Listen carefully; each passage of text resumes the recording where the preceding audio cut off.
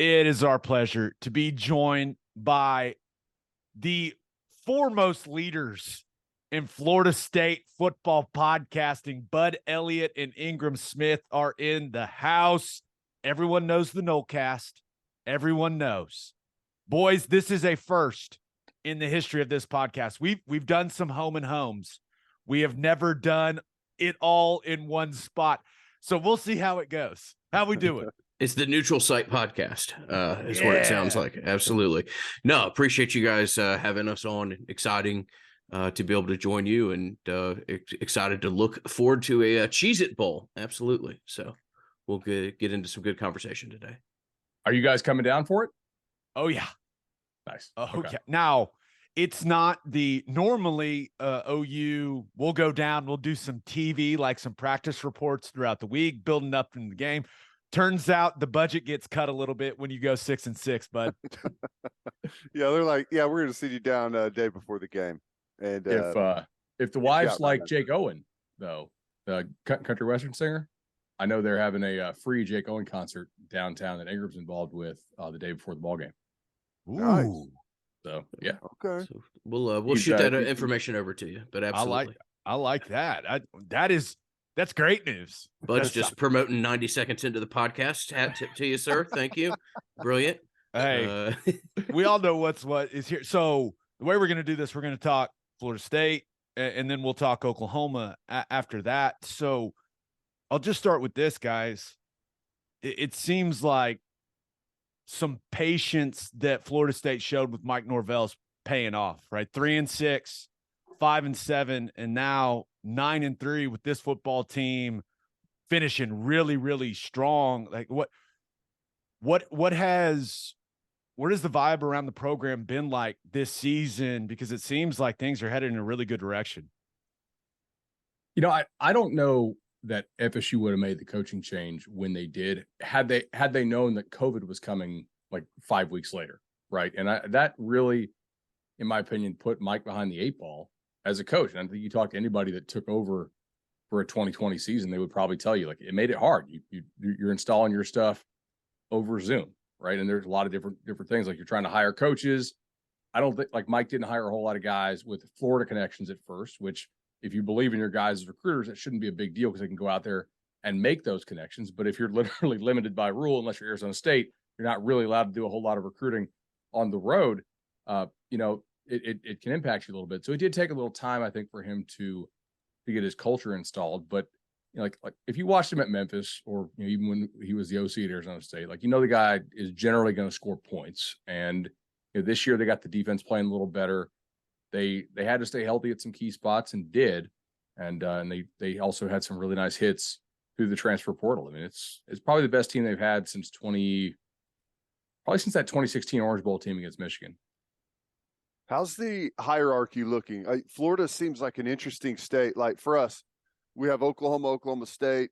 The hierarchy is set, and it's like that in a bunch of places. But it feels like Florida, and maybe I'm wrong, but between Miami, Florida State, and Florida, there's like this constantly reshuffling of kind of what the trendy team is or what the cool place to go is with the recruits. Like, what does that look like right now?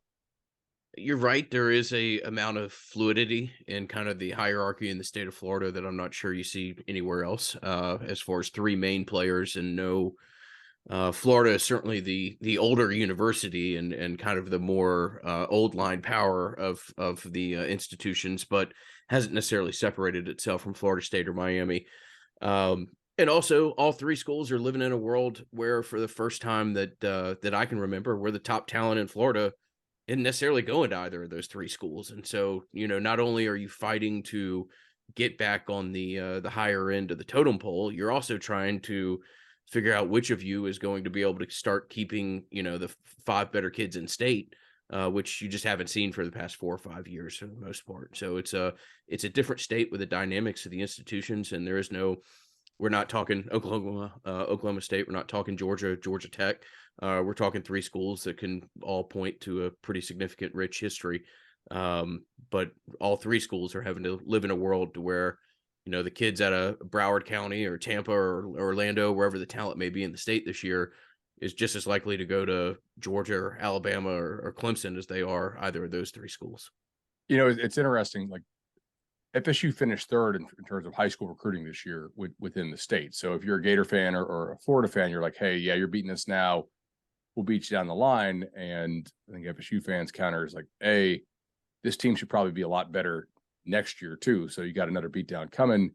And we'll see how Norvell recruits with a full year of decent results to sell. Throughout this whole offseason, I mean, you go pull up ESPN or CBS, Norvell was pretty high up there on the hot seat things. And we didn't think that was justified. And, if you check our YouTube channel, we're like, guys, FSU's not interested in having 3 head coaches in a 5-year span. Like, they're not going to be axing these dudes after every 2 years. Taggart was kind of a unique circumstance that they really felt they had to move on from. Like, traditionally, Bobby Bowden coached 30 years, right? So they're not really maybe as reactive as people think. Like, they're not Auburn. And so I do think that a lot of other schools, though, used these hot seat, reports out there against them. Like, their junior day was poor. They didn't get a lot of good kids up there in junior day last February. I think we're both looking at how do they do this year, right? But on the field, I think they have a much better roster than those two schools right now. Yeah, as I watch them, I mean, they've got, and it's Florida State. They've always had talent. The issues, in my opinion, over the last couple of years have been, at the line of scrimmage, most notably the offensive line. But they got dudes running all over the place. But let's start with Jordan Travis. I know there's a lot of excitement already because he announced he's coming back to Florida State next season. Throughout this season, how much improvement have you seen from Jordan Travis, and what level is he playing at coming into this game? He's playing at a level that honestly I think is unfair to future quarterbacks. I mean, his development has been at an arc that I don't think you can expect from other people. For the most part, Gabe, and I'm not a quarterback expert, just somebody that's been fortunate enough to follow and watch college football for a long time, but for the most part, a quarterback and his arm is more or less that. Now, you can get better throwing certain routes, and there's areas where you can improve, but the amount of improvement from the passing standpoint, both the decision making and literal improvement on the ball being delivered, is unlike anybody I've ever seen before. I mean, Jordan's always a talented athlete. I think literally the first time he touched the ball in the bowl game, he took it 52 yards on a QB sweep, more or less. So you knew what the raw product was there. I just don't think anybody with any sort of reasonable based idea could have extrapolated that this is where, to the point that he would get as a passer. And it kind of makes you wonder, like, would you have seen it earlier had he not always been hurt throughout his career? Like, he never had a season that he played, 500-600 snaps even. He was always just getting banged up. This year, he only missed, like, I think 2 quarters, the second half of that Louisville game. It's a super athletic family. Like, his brother's the second baseman for the Blue Jays, or was, So like we knew that the dude was a really good athlete. I think this year the main thing is he's just not putting the ball in jeopardy. I mean, he threw 320 passes and 4 picks, which is a pretty nice ratio.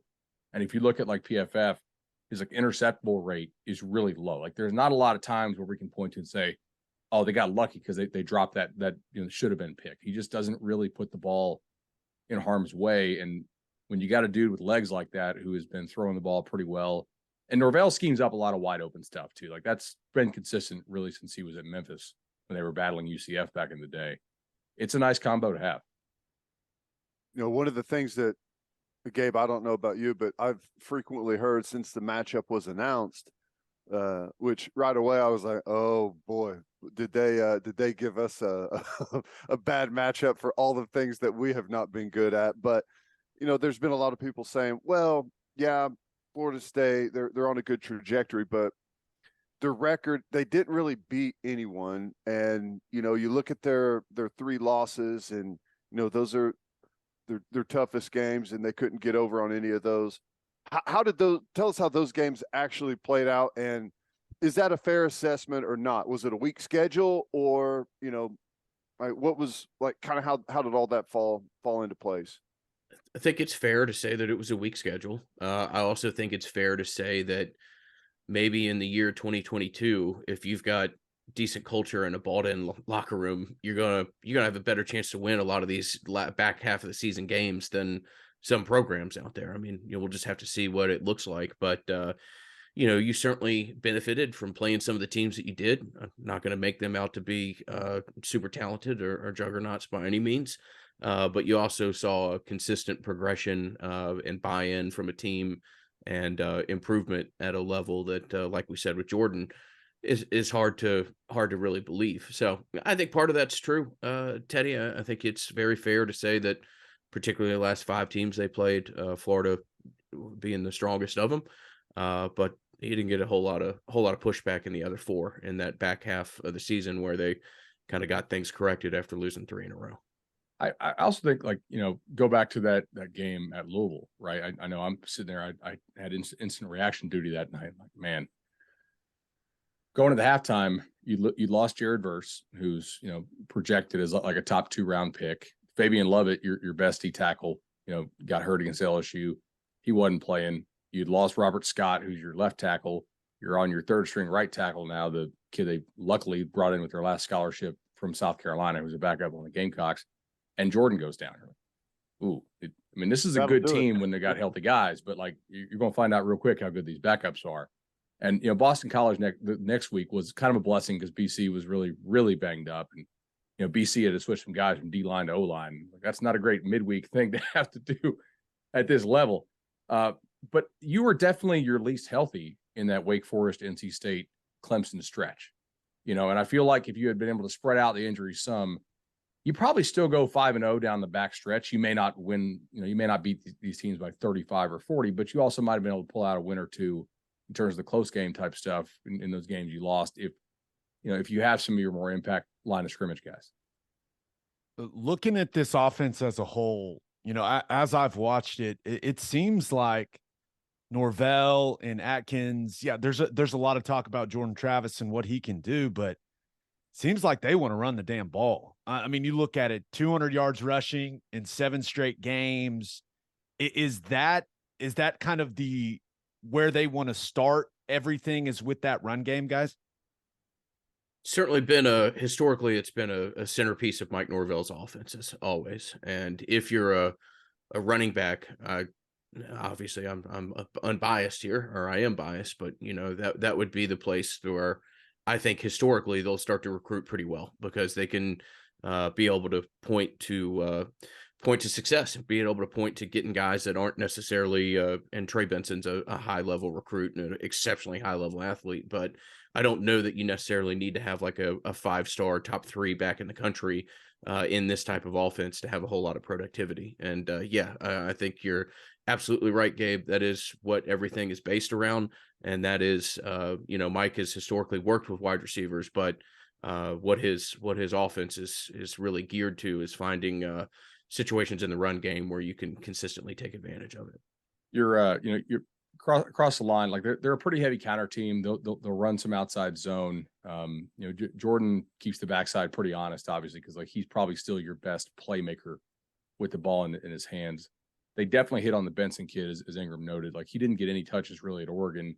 He had a pretty serious injury at the end of his high school career. I tend to think Florida State had some workout data on him before they said yes to him coming as a transfer, and like that has just been a huge hit. You sure they didn't just get eyes on his ass and hamstrings and they're like, yeah, we'll take that guy. So they liked him at Memphis, right? Because like that was the recruiting class that Mike was working on before he got the job, and then he got hurt. And I mean, there's got to be questions like he didn't really play at Oregon, but it was a serious knee injury that he had to come back from. So sometimes that stuff just does take time, and they're like, oh, okay, this is a hit. This is good. Center is pretty undersized, but quick. They seem to not make a whole lot of mental mistakes up front. Both guards are pretty big. Your tackles are kind of built like guards, but they do pull them a lot. And tight end there's a reason they took 2 tight ends in the portal already, right? So it's not necessarily a strength, but receiver wise is where they're the most better this year by far. Like they probably had. I got some heat for saying it was the worst receiving core in the ACC, but it was definitely like bottom 3rd last year. And then you go and you get Johnny Wilson, who's a 6'6" type kid, Micah Pittman, who a lot of people are like, how's he going to fit culture wise? And has come in and honestly just blocked his butt off. I don't know if we can cuss on here, but I mean, just been a really good possession guy. good blocking on screens. And then I think we've all played with dudes who just finally clicked at some point, and Ontario Wilson is kind of their deep threat who's just finally putting it together, on the outside. So their receiving core this year has to be respected in a way that really has not been in several years. I want to hear about this defense. You always see Florida State has dudes all the way 3 levels, always have good edge guys, tough, big defensive tackles, backers that can run, and secondary players. Always feels like Florida State has just some of the most physical guys out there. How's this group stacked up? It looks like they've made massive improvement year over year to what they put out there this season. It is a significantly better group. I think of all the just like the most talented, physically gifted player out there is probably a transfer from Albany. I mean, Jared Verse is going to play in the game, the bowl game, and is still making the decision as to whether or not to return to school. But that is a guy who is projected anywhere from, the 3rd round to the 1st round, depending on where you look. And that is, of the more traditional Florida State kind of eye-popping, physically gifted defenders, I'd start the conversation there. Tatum Bethune is a linebacker that they pulled from UCF. He is not necessarily the most wildly physically gifted guy, but just a fantastic college linebacker and a solid addition who played through an injury this year. The other kid that they have at linebacker who's really given them a high level of play is Kalen DeLoach. DeLoach is perhaps slightly undersized, but a guy that can run exceptionally well, and a guy that has blossomed into a really pretty above average linebacker over the past 2 years. Secondary's had its moments of strength and weakness. I don't know that there's anybody back there that's just transcendently gifted from a physical standpoint. But Jamie Robinson is a safety who plays with the field in front of him, reacts well, may not run a 4.39 or something like that, but is a really heady player and has given a lot of kind of smarts and football sense to the backside or back part of that defense. I definitely think the defense is improved from what it was last year, but I also still have questions about this group, and personnel wise, Ingram nailed it. But you look at who they've played, and I really have a lot more questions about the offenses that they played down the stretch than the defenses. So Georgia Tech was playing a 3rd string quarterback. Miami ran out Van Dyke, and I'm kind of shocked that they did. And he re-injured his throwing shoulder on a non-contact injury. Like, he literally looked like a baseball guy blowing his arm out. That's not that doesn't look good. And so he was out after like the 1st or 2nd series. Syracuse, they physically overwhelmed, and that was kind of the Syracuse team they got was kind of the Syracuse team that I kind of thought they would get like throughout the whole year, but Cuse stayed healthy for the first couple games and won some close ball games. And as their attrition mounted, their depth is kind of what we had heard at ACC Media Day. Like, Cuse didn't have dudes. UL Lafayette actually lost their quarterback like the week of the game. And then Florida put up points on them. And I think it's fair to note, like, the teams that can chuck it around a little bit and have competent quarterback play, LSU didn't really go up and down the field on them until FSU's prevent defense was kind of a joke, and they gave up like 180 yards and 2 scores in the last 2 minutes. But, Louisville put up 31, right? Clemson put up 34. Florida put up 38. I think it's fair to question, like, if they play teams with a pulse offensively, can they be got? And like, they don't really play zone very well on the back end. You're going to get a lot of man-to-man. And, I feel like they don't communicate this stuff super well. So, like, there are points to be had if you can block them up front. If Verse and Lovett and those guys are eating, Lovett's their best D tackle. He's probably back half of the draft guy, but like one of the guys in this defense that, you got good college players and you got guys that are like, all right, that guy's got some NFL tools to him. He'll probably get picked. If those guys are getting home and they're not having to blitz you, obviously most people's coverage is pretty good, at that point. You guys mentioned that, and we probably should have started with this question.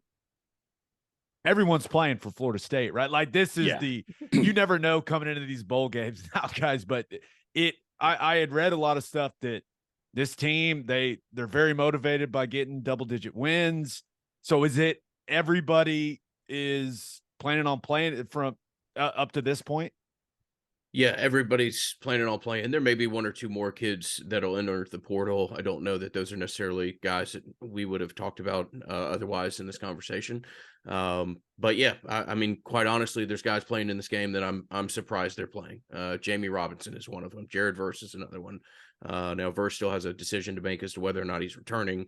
I'm just still surprised to see somebody of that level playing in the Cheez-It Bowl, to be perfectly honest with you. So, to our knowledge, every piece of the roster is playing that is, I don't know if of significance is a fair phrase to use about kids, but the people that we would have highlighted in these conversations or mentioned is committed to playing in the bowl game.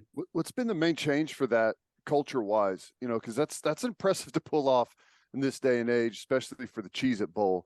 And he had a rough start. You mentioned coming in during COVID, and I can't exactly remember the details, but something went on there early on between him and the players, and it felt like he lost the team out of the gate, but somehow has culturally wise and just whatever they've done there, they've gotten everyone back.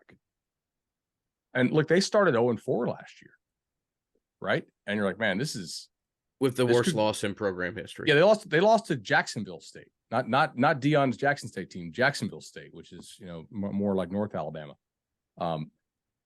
I think like Mike really did a nice job of instilling his culture, and like the guys think that he loves them, and really like they do play hard for one another. You don't see this team take a lot of reps off, and that I don't think that was always the case in year one, right? Like, and he kind of stuck with the guys that wanted to be there and work hard. And early on, when you're building your culture, you got to be not afraid to sort of jettison some guys that maybe don't want to have the buy-in, right? Because they're not going to be there in the long term. And if you're doing your job right as a coach, you will, even if it means some of the guys who are talented maybe not buying in. Like, you got to be okay with them leaving. I think it says something like some of these dudes who are part of this rebuild have only been there for 1 year, right? Like Jared Verse is playing. He's not one of these guys that's missed a bowl game each of the last 3 years, although they have obviously.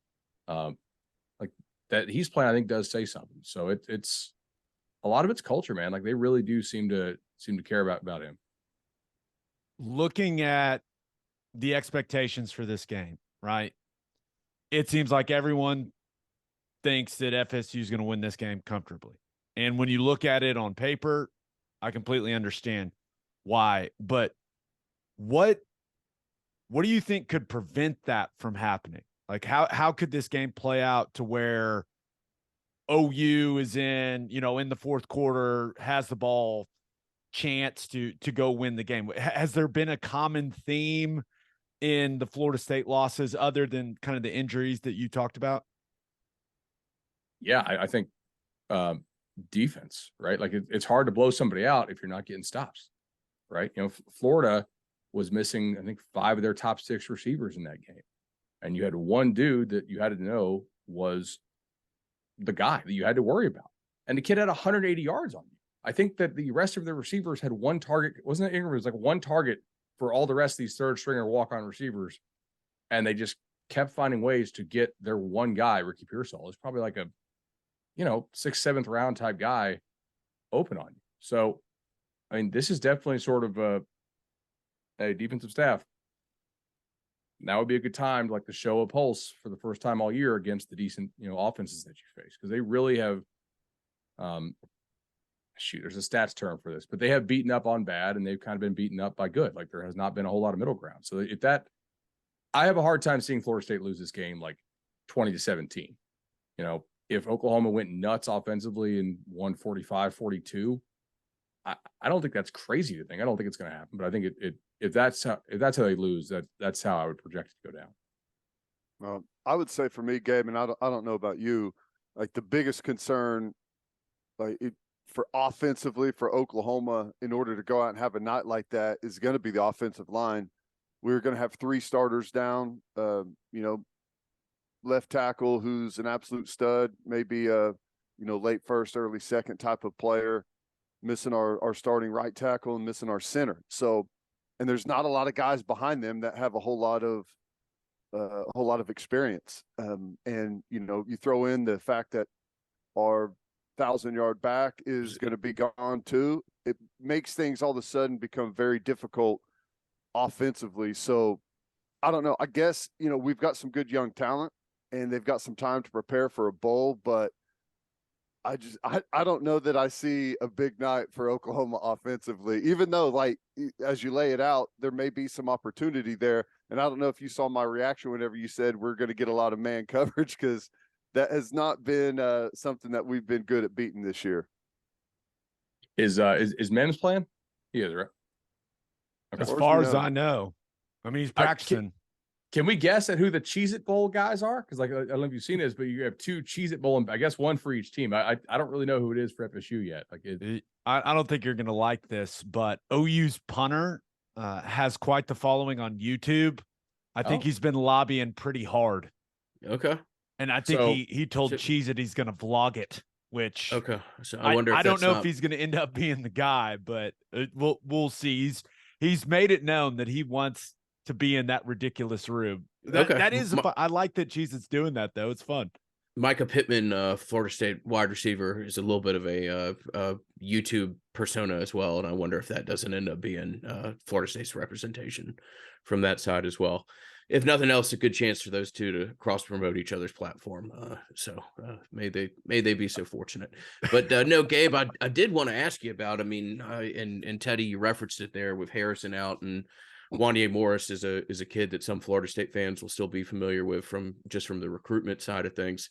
And Gray not being available either. But wait, Wanye was in that class that Jimbo stopped recruiting, and then they got mad that we reported, because remember, like Pat Surtain was like, "Hey, I haven't talked to my kid in a while," and it was like, "Oh, something may be happening here. This is kind of weird." Like, #1 corner in the country. Wanye was what, 2017, 2018 that was the same class, I guess. Right? Yeah, it had to be. Yeah, I believe so. Was Wanye committed to Florida State as a sophomore or something, or maybe a heavy? I just know that was either publicly or quietly. He was they were involved with him. Anyway, good prospect. Sounds like he turned into a hell of a player for you guys. Jimbo just turned it off. He just shut it down. I mean, at a level that I've never seen before. I was in disbelief for a month, because I'm like, this can't happen. Nobody's not recruiting in this industry. I mean, we're all not we. And Pat Surtain's kid. Oh, everybody. Right. I mean, he's not like, this is weird. Like, bro, you don't just stop. #1 outside linebacker in the country was ready to make a commitment video for Florida State, and then just stopped hearing from him. I mean, it was everybody's a hired gun, and everybody operates under the assumption that you go in and you recruit for the logo on your polo until you stop being there. And that certainly did not take place in the final days or final year of Jimbo. Justin Fields. Yeah, it was a strange year too. They lost to Miami, had their quarterback get hurt, and then a hurricane came, and there was like a 17-day kind of just dead period there, where I think Jimbo just decided, you know what, I'm gonna take it somewhere else, and it was a year unlike any other. It sounds like. Now, offensive line wise, we can kind of just move on to the OU side of things. What you guys and any questions you guys have for us, but offensive line wise. Yeah, it's not ideal when you don't have both of your starting offensive tackles and you're playing against guys like Verse. That's not exactly how you draw it up, but Tyler Guyton, I expect him to be he can play either. And I actually think from a physical tools standpoint, from a ceiling standpoint, he's got the highest ceiling of anyone that's in OU's offensive line room. I think if he can put it all together and have a great offseason this offseason, I think he's a first round, second round type guy. Like there's just not many people on the planet that have his measurables and move the way that he does. But the other tackle spot's going to be interesting, gentlemen, because it seems there are 2 options that I would say are most likely. One is Jacob Sexton, who's a true freshman. Everything I've been told about him, works hard, plays hard, cares. He's an Oklahoma guy, but he's a true freshman going against, potentially a first-round pick. I know this about Lebby, though. Lebby is not an idiot. If it is Sexton, he's not just going to have him on an island all day, clearly, and he's going to work around that stuff. But the other option is a guy named Aaron Parks, who during the spring, when some guys were out, he was actually working with the ones throughout spring ball and just didn't have a great training camp, and we haven't really seen him on the field at all. So the other options for OU at tackle are a true freshman or a guy who really has not played a significant snap at Oklahoma. So that's where we're at with that. And thus, maybe now we know why Versus playing in this bowl game. Like, that probably helps your draft stock to if you can go out, if you can get a couple extra sacks there in the bowl game. That makes some sense. So you mentioned Levy, obviously, for Florida State fans. Dude was at UCF, then he was at Ole Miss. How would you describe what they're running? Because it's not like the pure Baylor Brile stuff, but there's certainly elements of it, right? Well, yeah, I think you've seen a lot of guys from that camp kind of morph into the same style. You look at what Tennessee does.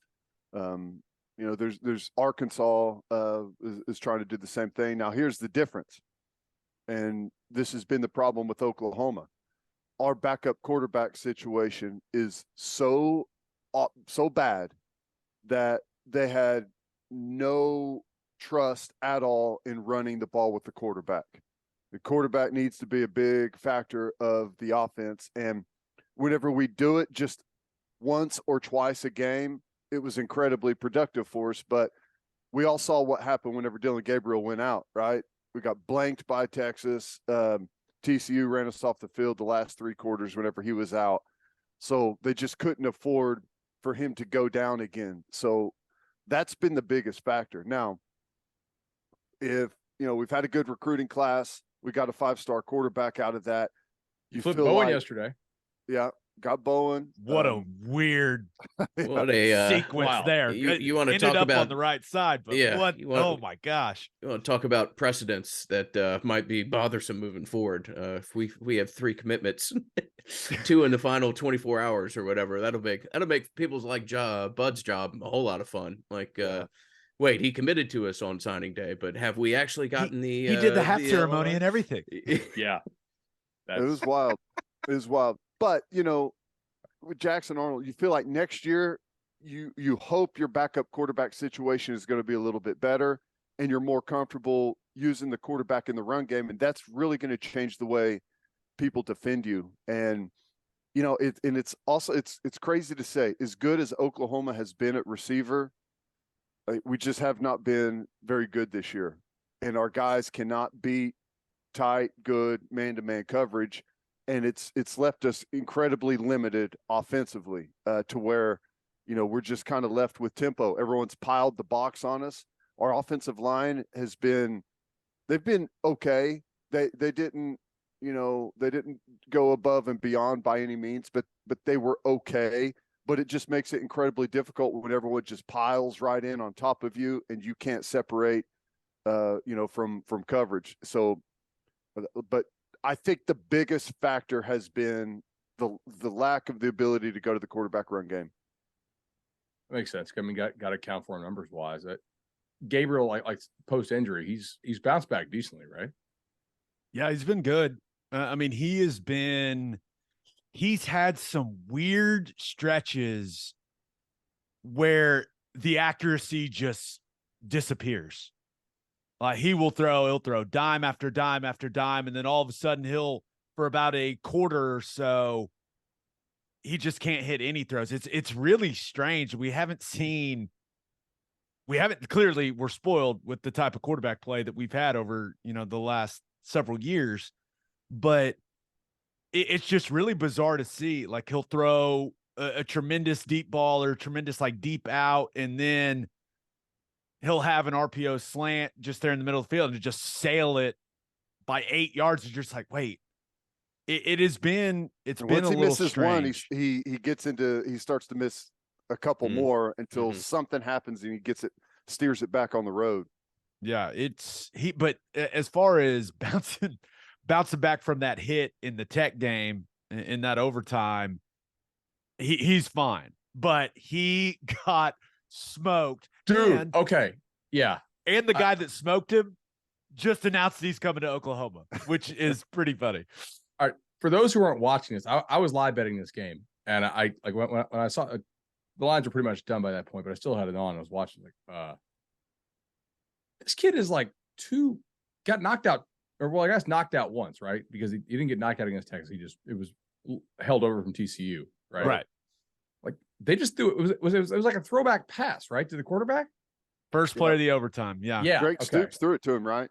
I think. Yeah. Is that right? Yeah. A little too much air under that one. What did he? got I mean, floated. he hung him out to dry. I was like, oh God, this is wow. So because I was talking on Cover 3 with Danny Cannell, and he's like, dude, this Gabriel kid, I saw him at this quarterback camp I was at. Like, he's got some real juice. Obviously Danny played for a long time in the NFL, and so I trust him when he's looking at quarterbacks. I was like he could definitely cook in that offense. With Mims. I mean, Mims has been good, like numbers wise. So when you talk about the receivers, I assume it's mostly like the other guys. You can kind of put attention I on include Mims in that. Okay, Mims has been surprisingly inconsistent especially compared to what we expected from him. He's had some stretches where he just can't catch the ball. Walk-in touchdowns. Yeah, like dropping touchdowns. In Kansas tight State game. games, like in games that we end up losing, like West Virginia, and it's been strange. No, Didn't he drop Kansas State? He's 1,000-yard guy, but it's been, he's had some head scratching performances. There's no doubt about it. You guys have played some weird games down the stretch. Like that Oklahoma State game was like 28-0 immediately, and then I felt like Oklahoma's defense until it got in the red zone was just non-existent. And then in the red zone, it's like, hey, brick wall, here we go. That was just, I don't know. Like if you're calling these games, it has to be kind of, you don't really know what's coming snap to snap. But I think that's probably like indicative of year one stuff, right? Like this staff still got to be learning about their roster. Ted, you want to talk about the defense? I feel like that could be fun. Yeah, well, I think one of the things that's been shocking is the amount of just absolutely winnable games that we just fell apart. And it doesn't take anything big to win these games. They're layups, catch the wide open touchdown. What do we have with West Virginia, Gabe? What do we have? 2 touchdowns called back, right? 2 touchdowns called back because of just bonehead plays like that you don't even need to do. They're easy touchdowns. In defense, we've had moments of really good play followed by head scratching, can't get lined up, can't make a tackle as an unblocked player. So there's been these weird moments. Penalties have cost us. We're last in the conference in penalties. There's been some really frustrating points, but some of that's going to happen with as much inexperience as we had playing out there. I really hope that some of our guys are going to make some bigger strides this year than they did. But the way it unfolded was not pretty. And you got to credit some of the guys for sticking in there, and like we've got some guys that are going to be playing in the bowl game. It's just strictly a culture thing and how they want to be remembered. Like a Braden Willis guy who he's tight end. He has played out of his mind this year.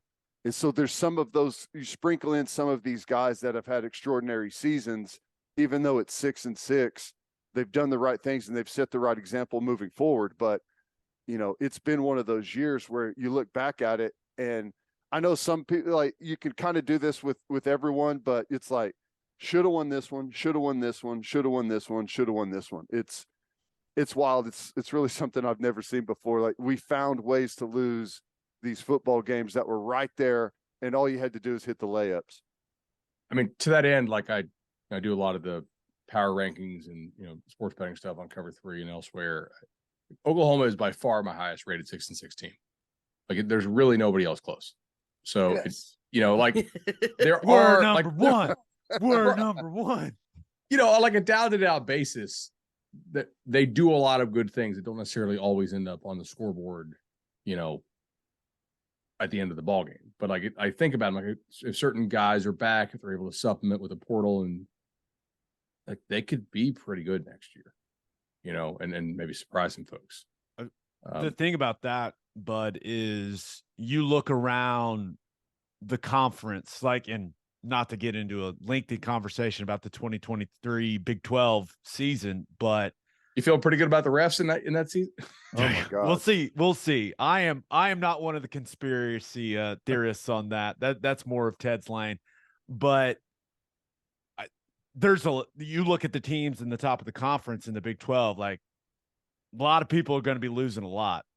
I think of all the talent TCU is going to lose. You think of some of the key playmakers that Kansas State is going to lose. Even Texas, right, having to replace a bunch of that defensive line. I would assume Texas is going to be the favorite going into the season next year in the Big 12. But Oklahoma, if they're able to retain everyone that I think should be coming back and then plug some of those holes, like they should be right there in the conversation for the best team in the Big 12 next season, especially another year with some of these young guys on the defense feeling more comfortable in Venables' system. But that feels like it's forever away, boys. Forever away. So I think on that Venables question. Go Sorry, ahead. go ahead, Ted. No, you take it. I mean, so obviously, like we've seen a lot of Venables being in this league for a long time, and that is that's never a defense that is fun to play when it's when it's looking good. How much of his stuff are they actually able to run? Because it's definitely not like they're not light on scheme. I feel like they throw it a lot at you when they're fully installed. Well, they run a lot of it. I would say that they have a full install, and obviously you're going to pair some things. You're going to run some stuff more, as you look at what you do well and what you don't do well. But there's been so much inexcusable, like pre-snap problems that it's just frustrating for someone to watch. Have a hard time getting lined up a lot of the time. Adjustments to motions and shifts. There's you take, for instance, the game against Texas Tech. Like, we got a chance to win the football game, and we call a blitz. It's wide open, but one of the guys that's supposed to be blitzing, he just doesn't blitz. He's playing something else. Just doesn't have the call. Like, I don't even know how you line up without having the call, but he did it routinely. So there's stuff like that has been going on that is just like makes you want to slam your head into the table. But that's kind of what you get with inexperience, and it's been a grind for Venables installing this defense and coming from where he was, where it takes a while. He was there for 10 years, right, at Clemson, running the same system, like getting guys in. So like whenever you show up as a freshman, everyone on the team has been in it and they know it. Well, here, like, no one knows anything, right? So it's like it's the blind leading the blind out there. So I expect there to be a massive jump next year defensively. Like, you forget like more adding talent to it. If we were to take the same exact guys next year, I think we'd see quite a leap forward. Now, we're going to have a big improvement in talent as well. And I think, through the portal, they're going to add some guys, already have, you've got some guys that have been kind of waiting that, freshmen last year that I feel are going to try to rotate in and start to push for some of those other positions. I expect defensively for there to be quite a leap forward, but man, sometimes if you go back and you watch the film from this season, you think, how in the world are we ever going to play good defense? But it's there. It's there. I guess last one for me on the defense. I mean, Ingram's probably got a couple. So Redmond is an opt-out in this one? Correct. Not playing. Okay. Without him, like, who's the dude? At times this year, like when Florida State has struggled offensively, and part of it obviously is if you don't have your left tackle, if your right tackle's dinged up and you're trying to figure out, like, do we play the hurt right tackle or do we play this third string kid? And Jordan couldn't run as effectively in some of these games. He was kind of gutting it out, and they were like a boxer needing to get to the corner with that bye week, and then post bye week, they're like, all right, everybody's a little fresher. Let's roll this thing. But who are some dudes that, defensively popped for you on this team? It's like if they're going to pull off the win and it's not 45-42, maybe it's, 35-28, something like that. Like guys that make a difference for Oklahoma's defense for the bowl game. So And Ted, I know Ted agrees with this, so I don't even have to ask him if he agrees. The guy who has flashed the most is Isaiah Coe, 94. He has been the most consistently disruptive interior lineman for them. He's been a better player than Redmond this season, in my opinion. He has had a larger impact on the interior of that offensive line. Now, it was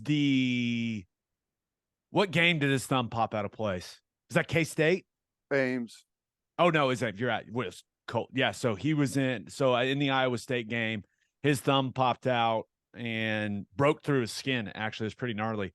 Ooh. And he's been playing with something on his, like a club on his hand since. I think that'll be off for this, so he should be a little more effective. But yeah, Co 94, Jordan Kelly 88 has had some nice flashes, but they don't have. I think when you look at the defense, like they just don't have. I mean, they don't have a Lovett. They just don't have a guy that looks like that. Yeah. You know, where you just look at him, you go, okay, that guy looks like an NFL interior defensive lineman. They don't have anybody that has those physical traits right now. Now they're working on it, right? They're working on it, but yeah, the interior of the defensive line, Ted, it has not been I wouldn't say it's been a huge weakness, but it certainly hasn't been a huge strength of this defense. Well, it's, Venables, as good of a defensive coordinator as he is, and you've seen it show up, because our sack and tackle for loss numbers are really good, but it's all like scheme generated, right? With blitzing from different places, bringing guys off an edge late, and throwing a bunch of different fronts at you. We'll play bear, we'll play a true 3-man front, we'll play 4 down. We'll do all kinds of things throughout a game, and that's kind of how you get those big tackle for loss numbers. You create some confusion there on the offensive line, but Redmond is the most gifted defensive lineman we have, but he's maybe 3-4 times a game it's like the switch flips on and you can't block him, but the rest of the time he's it just kind of going through the motions. Yeah. Co is, as Gabe mentioned, he's the most consistent. When he plays low and comes off the ball with some good technique, you just absolutely can't move him out of there.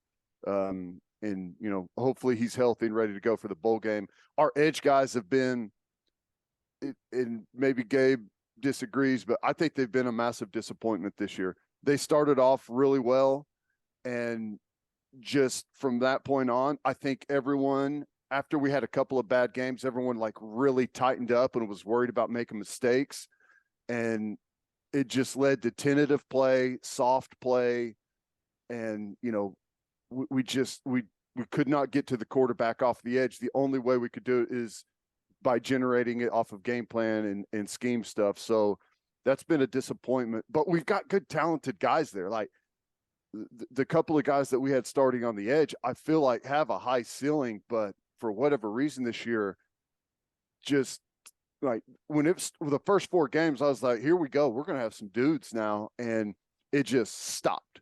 And I think they regressed from that point on. And, maybe they've had a chance to kind of sit back, reassess, get healthy, refocus, pair the game plan to what really works. And maybe over this long stretch, they can come out and play a good game.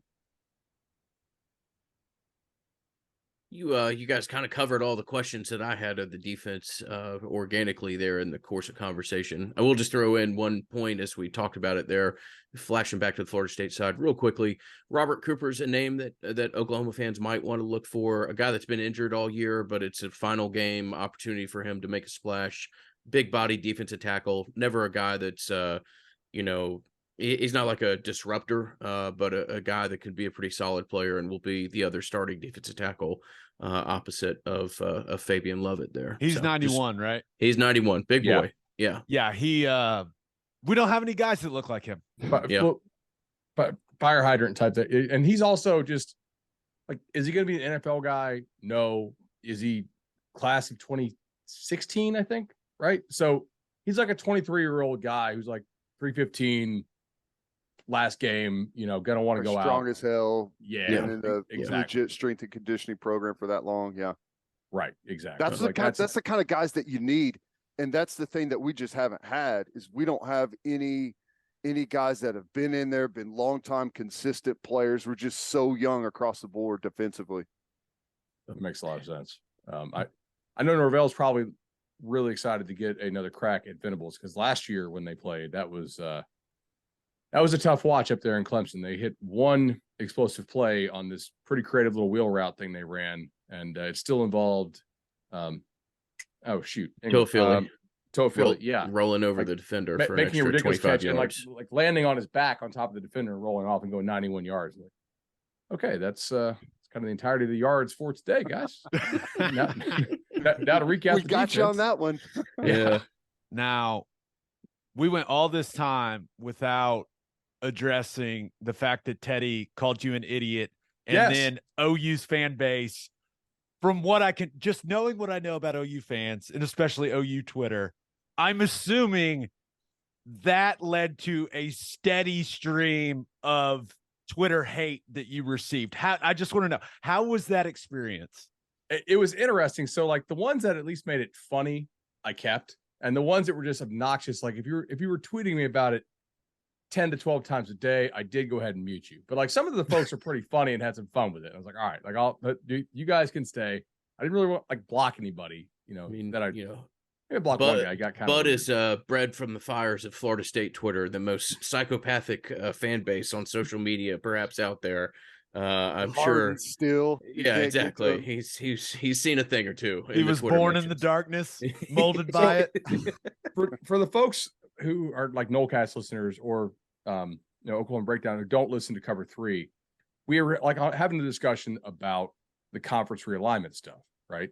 And I had made the comment, like, if you take the check, meaning you take the bigger check to go to the bigger league, you also take the losses. Go ask Maryland. And I did not mean to say that Oklahoma was going to turn into Maryland, but just that, like, math-wise, you are going to lose more ball games in a new league because you're playing a better quality of opponent on a week-to-week basis. But I didn't say it very well, and so it was like it just spread like fire. And this one guy took it and clipped it and was like, "Look at Bud Elliott saying Oklahoma's going to turn into Maryland. This is definitely going to go viral." It was awesome. Yeah, we've got it did not click. Like I know who Teddy Lehman is, and it did not click at the time. I was like, "Who is Teddy Lehman?" And it's like, "Oh, okay." Now, so I'm going to get like a double idiot call out for saying I didn't know who Teddy Lehman was. You don't know ball, bro. Yeah, well, it's with the Lincoln Riley deal, it engaged Oklahoma Twitter to a level we've never seen before. I had noticed, and it's almost like it's almost like a plague of locusts that can be sent one direction or another on a whim, and it's just it's an overwhelming group that just they attack. It's been fun to watch on our side, probably not for the others out there. I was thinking like nobody was more annoyed with USC's ridiculous turnover luck, and it was luck, than Oklahoma fans, right? Because like that could easily have been like a 7-5 team this year if they just don't get every single fumble break in the world up until the final ball game there. I mean, like, I think if you're an Oklahoma fan, you got to be encouraged by the recruiting class. I saw the Arnold kid Elite 11. He could play like that.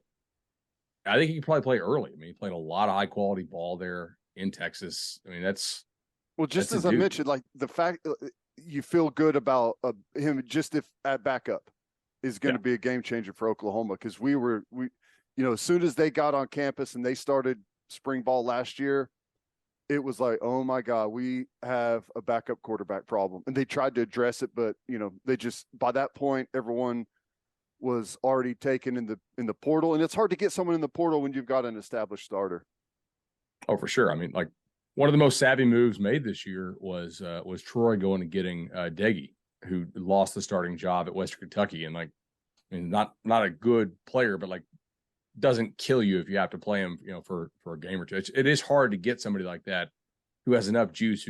I think the better team you are, the harder it is to go and get a backup who's cool being a backup, because there's like a certain minimum level of talent you got to get on the roster, So are you guys stoked to be going to the SEC? Yeah. I mean, Seems like 2024 is most likely.